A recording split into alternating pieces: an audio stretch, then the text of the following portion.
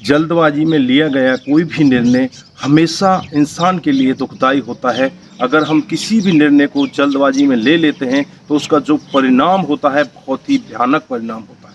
दोस्तों, आज की कहानी भी इससे ही रिलेटेड है। एक 70 साल का बुजुर्ग व्यक्ति एक 40 साल की महिला से मिलता है और धीरे धीरे उसके प्यार प्रसंग में पड़ जाता है और एक दिन उसके घर जाकर आपस में संबंध बनाने लगता है। तभी उस महिला की 22 साल की लड़की इन दोनों को देख लेती है। जब लड़की ने अपनी माँ और उस व्यक्ति को इस अवस्था में देखा तो लड़की ने कौन सा बड़ा कदम उठाया। आइए दोस्तों, जानते हैं पूरा मामला क्या था।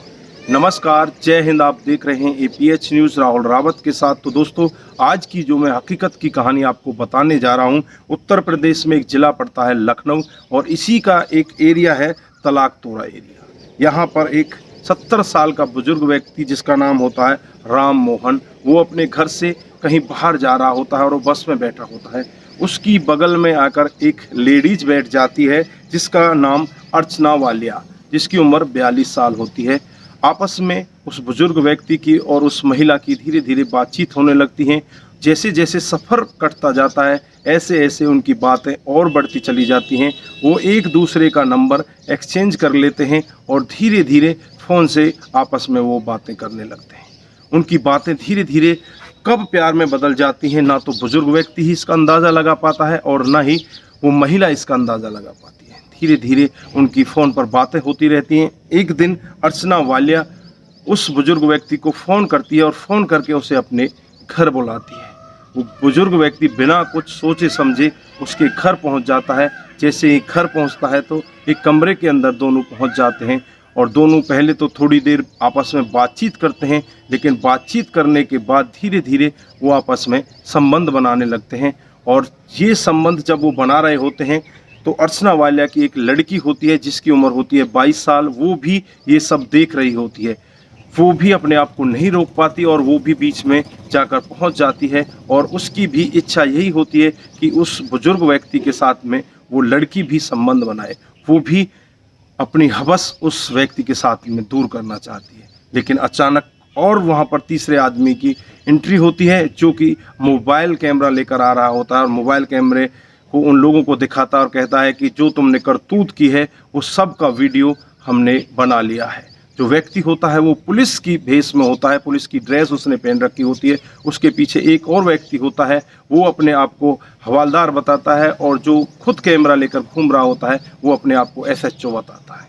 यह सब देखकर वहाँ पर शोर शराबा होने लगता है। जो बुजुर्ग व्यक्ति होता है राम मोहन, वो एकदम से घबराने लगता है और हाथ जोड़कर उनसे अपनी गलती का एहसास करता है और कहता है कि साहब मुझे माफ़ कर दो, मेरे घर बार में बहुत इज्जत है, मेरी तो इज्जत बिगड़ जाएगी। तब वो दोनों व्यक्ति कहते हैं अगर तुम बचना चाहते हो तो हमें 5 लाख रुपए दो। दोस्तों, उसके जेब में ना तो 5 लाख रुपए होते हैं और ना ही उसके घर पर 5 लाख रुपए होते हैं। वो करता क्या है, उसके जेब में उस टाइम पे 15,000 रुपये होते हैं। उन 15,000 रुपयों को देकर वहाँ से निकल जाता है। फिर चलता है ब्लैकमेलिंग का एक नया तरीका। उस बुजुर्ग व्यक्ति के पास स्क्रीनशॉट भेजे जाते हैं जिसमें वो बिना कपड़ों के दिखाई देता है। उस स्क्रीनशॉट को देखकर वो बुजुर्ग व्यक्ति परेशान हो जाता है। फिर उससे पैसे की डिमांड की जाती है। वो बुजुर्ग व्यक्ति इधर उधर से करके कहीं से 20,000 रुपये लेकर आता है किसी से उधार। वो उधार के पैसे भी उन लोगों को दे देता है, लेकिन उसके बाद भी उन लोगों के मंसूबे शांत नहीं होते। वो लोग बार बार उसको फ़ोन करते रहते हैं और कहते हैं अगर तुमने 5 लाख रुपए नहीं दिए तो इसे सोशल मीडिया पर वायरल कर दिया जाएगा और तुम्हारी बदनामी हो जाएगी। अब वो बुजुर्ग व्यक्ति इतना परेशान हो चुका था कि वो अपने आप को ही ख़त्म करना चाहता था। एक दिन वो इतना परेशान बैठकर अपने बेटे को बताने लगता है। जब बेटे ये सारी वार्ता सुनते हैं तो नज़दीकी पुलिस स्टेशन में पहुंच जाते हैं और वहां जाकर जो पुलिस वाले होते हैं उनको सारा वृत्तांत बताया जाता है। सारी कहानी के बारे में बताया जाता है, स्टार्ट से लेके एंड तक। दोस्तों, पुलिस वाले भी ये कहानी सुनकर वो कहने लगते हैं कि ये तो एक बहुत बड़ा गैंग है।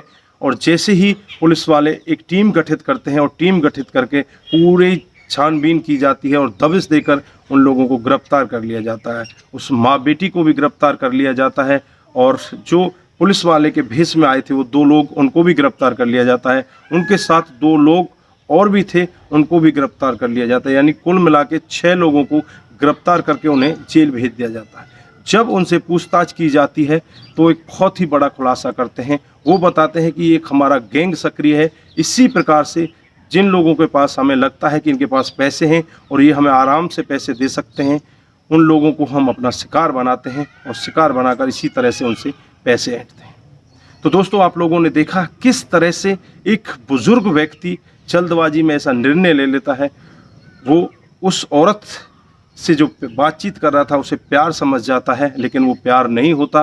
वो तो बस उसे एक फंसाने का जरिया होता है। उसे फंसा लिया जाता है और फंसा कर इस तरह से उससे पैसे ऐंठे जाते हैं। अगर वो अब भी आकर अपने बेटे को नहीं बताता तो ये शायद खुलासा नहीं हो पाता और वो धीरे धीरे करके उनको पैसे देता रहता। तो दोस्तों, ये किसी के साथ भी हो सकता है। दोस्तों, अपने आप को बचाने के लिए और समाज को बचाने के लिए इस वीडियो को ज़्यादा से ज़्यादा शेयर करें और ऐसे लोगों का खुलासा करें, ऐसे लोगों का पर्दाफाश करें कि जो लोग इतने बड़े क्राइम को बड़ी आसानी से अंजाम दे देते हैं। तो दोस्तों, ऐसे लोगों को किस तरह से पकड़ा जा सके। अगर किसी के साथ में भी ऐसी वारदात हो रही है और चुपचाप वो सहन कर रहा है तो कृपया करके उसे सहन ना करें और जल्द से जल्द उसे उजागर करें। पुलिस थाने में जाकर उसकी FIR दर्ज कराई जाए।